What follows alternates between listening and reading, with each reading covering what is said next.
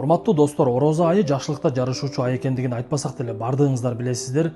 Биз ушундай башыбызга оор сыноо келген мезгилде бизге окшоп сыноого кабылгандардын саны аябай көп экендигин билдик. Ошондуктан колуңуздардан келишинче бардыгына жардам берип, алардын катарында баламдын айыгып кетүүсү үчүн 200 000 долларга муктаж болгон бизге дагы жардам көрсөтүп коюңуздар. Алла баарыңыздардан ыраазы болсун.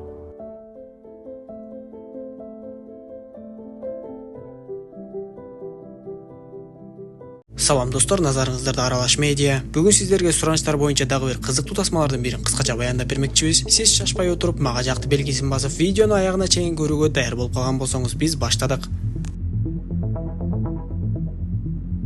Тасманын башында эле чиркөө кызматкери чиркөөгө кирип келип, маңдайында шумдуктуудай болуп жазалгаланып турган кыздын өлүк денесин көрүп, оозун ачып калат. Өлтүргүчтүн максаты эмне белгисиз айтор. Ал кыздын мындай көрүнүшүнө болушунча аракеттенгендей. Албетте ал жерге дароо эле полициялар чакырылып, бул кылмыштуу ишти иликтөө үчүн детектив Джейк менен Келли дайындалат. Шериф Овендин ою боюнча, бул ишти мурдагы сериялык өлтүргүч Арно кылып жатат деп шектенет. Бирок шектенген менен ал Арно деген адам азыркы учурда түрмөдө отурган. Ал түрмөгө түшкөн чөктү бир нече кыздарды ушундай жол менен өлтүрүп, дал ушундай жазалгалап шаардын ар кайсы жерлерине коюптур. Джейк өтө күчтүү детективдердин бири болгондуктан, ошол Арнонун иштерин дагы изилдеп жүрүп, акыры таап чыгып аны түрмөгө каматкан. Эми арадан канча жыл өтүп, Арно түрмөдө отурса дагы, дал эле ошонун кылган иштерине окшош иштер бүгүн боло баштаганы таң калтырууда. Кийинки эле күнү Джейк менен Келлиге дагы бир жаңылык келип, алар кезектеги өлгөн жана жазалгаланган кыздын кебетесин табышат. Ошентип Джейк менен Келли бул ишти тыкыр изилдөөгө ала башташып, Джейк негедир акыркы күндөрү түнкүсүн уктай албай, уктаса дагы болбой эле күндүзү өтө чарчап, ар кандай дарыларды ичип, анан да өзүн сергек алып жүрүү үчүн ар дайым кофе иче баштайт. Алар шерифке келгенде шериф аларга өз оюн айтып, силер түрмөдө отурган Арного барып аны менен сүйлөшүп көргүлө. Дал эле анын кылыктарын кайталап кимдир бирөө адам өлтүрө баштаганын айткыла. Балким анын билген бир нерсеси бардыр деп айтса. Аны укканда Джейк дароо эле Арного барбайм, сүйлөшпөйм деп ачуулана кетет. Анда Арного Келли бармакчы болуп, Арно менен сүйлөшүп кандайдыр бир нерсени билгенге аракет кылмакчы болот. Джейк Келлини түрмөдөгү Арного жеткирип баратып, сен Арно менен сүйлөшүп жатканда абайлагын. Анткени ал түрмөгө отургучакты 7 адамдын өмүрүн алган. 7-чиси менин досум болчу. Досум дагы детектив болгондуктан биз Арнонун артынан түшүп, уналар менен куушуп баратканда эки унаа тең ала салып кетип аварияга учурап, мен ошондо бир канча мүнөткө эсимди жоготуп коюптурмун. Көзүмдү ачсам, досум Арнонун жанында туруптур. Ошондо мен эсиме келип турган чакты болбой эле. Досум өзүнө өзү күйүүчү майды куюп өрттөп жиберип курман болгон деп айтып берет. Алар түрмөгө жетишкенден кийин Келли дароо эле түрмөгө кирип кетип, ар дайым Арного көзөмөл кылган Лош деген адам Келлини тосуп алат. Ал эми түрмөдөгү Арно деген адам болсо денесинин бир жерин канатып алып эле, ошол каны менен дубал бетине сүрөт тартып отура берет экен. Келли аны менен сүйлөшө баштап, шаарда ушундай өлтүрүү иштери болуп жатканын айтып, эгер бир нерсе билбей турган болсоңуз мага айтып бериңиз десе, Арно албетте Келлиге жардам берерин айтып, бирок мен сага жардам бериш үчүн сен дагы мага жардам беришиң керек. Өзүңөр билгендей мени 2 жумадан соң электр отургучуна отургузуп өлтүрүшөт. Сен менин өмүрүмдү сактап калганга жардам бер, алар мени өлтүрүшпөсүн. Мен калган өмүрүмдүн аягына чейин түрмөгө отурууга даярмын деп айтса, Келли Арного бул менин колуман келбей турган иш, бирок мен аракетимди кылам деп айтат. Анда Арно Келлиден өлгөн кыздардын сүрөтүн көргөзүүнү талап кылып, сүрөттү көргөндөн кийин Келлиге мен сага жардам берем. Сен жетекчилик менен сүйлөшүп, мага калем сап жана кагаздарымды алып келтирип бер. Мен дагы да көбүрөөк сүрөттөрдү тартышым керек деп айтат. Келли ага макул болуп кетейин деп жатса, Арно Келлиге сен Архангел Самаэль жөнүндө уктуң беле деп сурайт. Бирок Келли анын сөздөрүнө маани бербей эле андан ары кетип калды. Джейк менен Келли кайтып баратып, Джейк дагы кофе алып чыгуу үчүн дүкөнгө кирип кеткен учурда, бир селсаяка окшогон адам келип Келлинин жүрөгүн түшүрүп кетет. Кечинде Арно айткандай калем сап жана кагаздар анын бөлмөсүнө жеткирилип, Арно болсо дароо эле детектив менен байланыштыргыла деп Келлиге телефон чалат да, сен менин айткандарымды кылдың, эми мен сага жардам берем. Акыркы өлгөн кыздын канатынын алдынан жакшылап издеп көргүлө, бир нерсе табасыңар деп айтат. Аны уккан Келли дароо эле Джейк менен бирге барып, чындап эле ошол акыркы өлгөн кыздын канатынын алдынан бир нерсе табат. Көрсө ал тырмак боёгуч болуп чыгып, Келли кичинекей кезинде дал ушундай нерсени колдонгонун эстейт. Аңгыча болбой эле аларга кезектеги жаңылык келип, өлтүргүч дагы бир кызды өлтүрүп жасалгалап, көл үстүнө кайка салып кое берип жибериптир. Джейк менен Келли аны дагы изилдөөгө ала башташып, а дегенде эле кыздын тырмагынын алдынан бир ичке темирди таап чыгышат. Көрсө ал компастын жебеси болуп чыгып, аны көргөндө Джейк дароо эле, мындай компас менин баягы өлгөн досумда бар эле. Бирок досумдун өлүгүн эртеси аялы алып кетүүгө келгенде, досумдун чөнтөгүндөгү компас табылбай калган деп айтат. Өлтүргүч кыздардын денесине ар кандай заттарды катып жаткандыктан, албетте детективдер өлтүргүч аларды ойнотуп жатканын түшүнүшөт. Келли кайрадан түрмөгө бөлмөдөгү Арно менен сүйлөшүү үчүн келгенде Арно бөлмөсүндө же уктап жатканы же ойго жатканы белгисиз Айтор колун тынбай кыймылдатып эле транстык абалда жатканын көрөт. Доктор Лош болсо Келлиге Арно жаш чагынан эле башынан травма алып ушундай болуп калгандыгын түшүндүрүп берет. Анда Келли кесиптеши Джейктин өмүр баянын бир сыйра карап көрүүнү чечип, көрсө баягы Джейктин досунун өлүмү ага катуу таасирин берип, андан кийин Джейк атайын дарылоочу жайда 2-3 ай жатып дарыланып чыккандыгын билет. Джейк жетекчиликке жана башкаларга досу өзүн өзү өрттөп жибергендигин канчалык айтса дагы, албетте эч ким ага ишенген эмес. Ал эми Арнонун айтымы боюнча Джейктин досу унаа менен кошо өрттөнүп өлгөн. Ошентип Келли Арного дагы бир нече жолу келип, анын жашырган нерселерин билгенге аракетин кылат.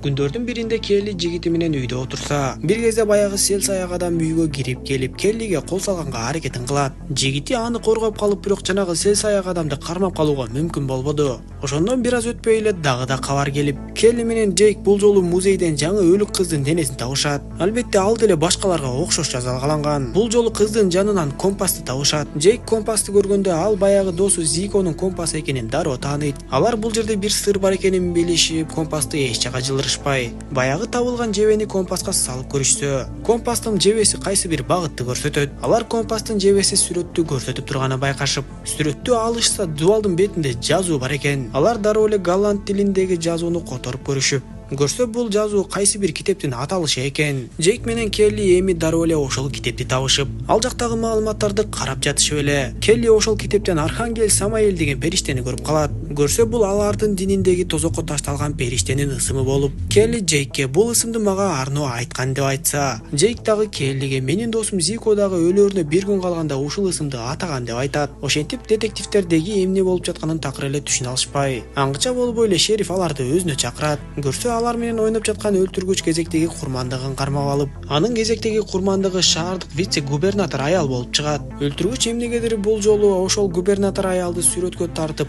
анын сүрөттөрүн шерифке жөнөтүп жибериптир. Ошентип бул өлтүргүч полицияны жана детективдерди жаш баладай эле ойнотуп жатканына таң калышып, детективдер эми кантебиз деп эле баштарын катыра башташат. Келли кайрадан Арного келгенде, Арно адатынча калем сапты тиштегилеп сүрөтүн тартып жаткан болот. Келли кайра эле Арнону сөзгө тартып, "Теги сен эмне билесиң?" деп андан билгенге аракетин кыла баштайт. Бирок андан көп деле жыйынтык чыкпай, Джейк экөө кээ бир иленчектерди изилдеп жүргөндө, баягы сел саяк кайрадан пайда болуп, Келлини өлтүргөнгө аракетин кылат. Бул жолу Келли менен Джейк деги бул сел саяк ким экенин билүү үчүн карманмакчы болуп артынан кубалап жүрүп отурушуп, бирок сел саяк бир кезде имараттан кулап кетип өлүп калат. Детективдер ал адамдын өмүр баянына кызыгышып, көрсө ал адам дагы бир кезде кызматкер болуп, Арнону көзөмөлгө алып аны менен иш алып барчу экен. Бирок кийинчерээк анын жүрүм турумунан улам акылынан айныптыр деп кызматтан бошотуп жиберишкен. Ошол жана башка нерселерди изилдеп жүрүп отурушуп, акыры алар бир үйдү таап барышат. Көрсө ал жер Арнонун үйү болуп чыгып, Арнонун апасынын өлүк денеси дагы ошол жерде экен. Ушундай көрүнүштөрдөн кийин Келли кайрадан дароо эле Арного жетип келип, бул өлтүрүүлөрдү кайрадан эле сен уюштуруп жаткан окшойсуң, бардыгын ачык айт деп талап кыла баштаса, Арно Келлиге 10 мүнөт убакыт берүүсүн суранып, 10 мүнөттөн соң мен сага даректи берем. Ал даректе вице-губернатор аял камалып жатат деп айтат. Келли макул болуп 10 мүнөттүк убакытты эсептеп баштап, Арно болсо дароо эле ошол жерден Келлинин сөйлөкөтүн жазап баштайт. Жазап жатып ал Келлиге өтө көп нерселерди айтып берет. Арно ошол жерден Келлинин дээрлик өмүр баянын айтып берип салгандыктан, Келли Арнодон "Сен менин өмүр баянымды каяктан билесиң?" деп таң калат. Туура 10 мүнөт убакыт өткөн соң, Арно Келлиге даректи айтып, анан да жасаган скульптурасын Келлиге берип жатып, "Бардык жооп сенин ичиңде" деп коет. Атайын топ дароо эле айтылган даректи көздөй жөнөшүп, Келли болсо өзүнүн жазылган сөйлөкөтүн көтөрүп алып Джейктин унаасына барат. Бир аз ойлонуп отурган Келли Арнонун "Бардык жооп сенин ичиңде" деп айтылган сөзүн эстеп, жанагы өзүнүн жасалган скульптурасын бузуп эле ичин карап көрсө, чыныгы дарек ошол жакта болуп чыгат.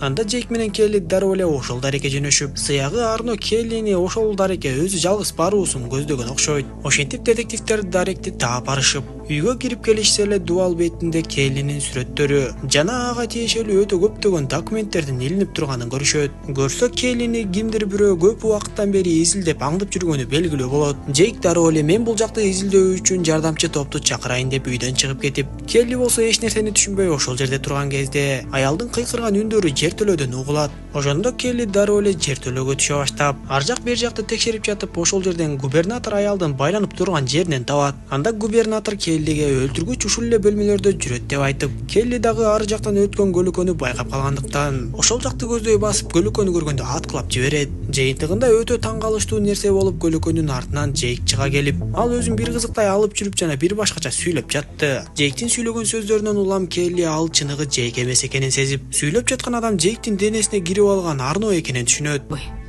Джейк сейчас не здесь.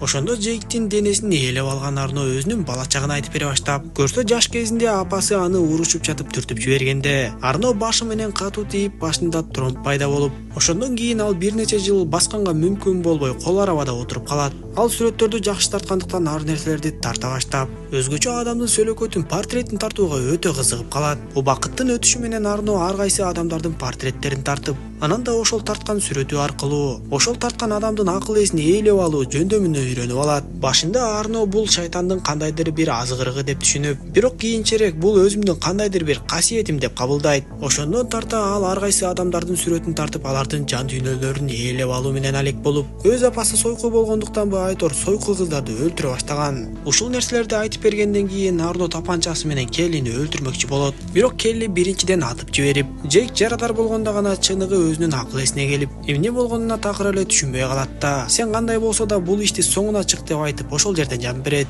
Көрсө акыркы күндөрдөгү кыздардын өлүктөрүн дал ушул Жейк жасап жүргөн болот. Арно анын сүрөтүн тартып акыл эсин ээлеп алган соң, түнкүсүн кадимкидей эле Жейктин денесин ээлеп, аны өзү каалагандай башкарып, өзү түрмөдө болгону менен сырттагы бардык иштерди кылып жүргөн болот. Губернатор аялды бошотуп чыгышып, шериф болсо Жейкти баягы досу өлгөндөн кийин чындап эле оорукчан боло баштаганын айтып, кесиптештер Жейкти акыркы сапарга узатышат. Узатып бүткөндөн кийин Келли алыс эмес жерде баягы доктор Лош отурганын көрүп, анын жанына келип сүйлөшө баштаганда анын доктор Лош эмес эле Арно экенин билет. Арно адатынча доктор Лоштун дагы сүрөтүн тартып алып, бөлмөсүндө транстык абалда жатып алып эле доктор Лоштун акыл эсин денесин ээлеп алып башкарып жатат. Мындай көрүнүштөн Келли албетте корккон жок. Анын маңдайында доктор Лош отурса дагы ал Арно менен сүйлөшүп жаткандай сүйлөшүп, ооба сен көп нерселерди план боюнча кылыптырсың, ушу менен жеңдим деп ойлоп жатсаң керек. Мындай касиетим менен мени эч ким өлтүрө албайт деп ойлосоң адашасың. Мен сенин ардайым, сүрөт тартып жатканда калемсапты тиштегилей берериңди байкагамын. Ошондуктан атайлап калемсаптын баардыгын ууга чылап бергенбиз. Сен канча күндөн бери калемсаптарды тиштегилеп өзүңдүн денеңе чоң зыян келтирип койдуң. Эми сапарың байсалдуу болсун деп айтып эле андан ары жөнөп кетип калат. Өз бөлмөсүндө транстык абалда жаткан Арно дароо ойгонуп, детектив Келлиге алданып калганын түшүнүп, уу болсо таасирин бере баштап, Арно ошол жерден көз жумат.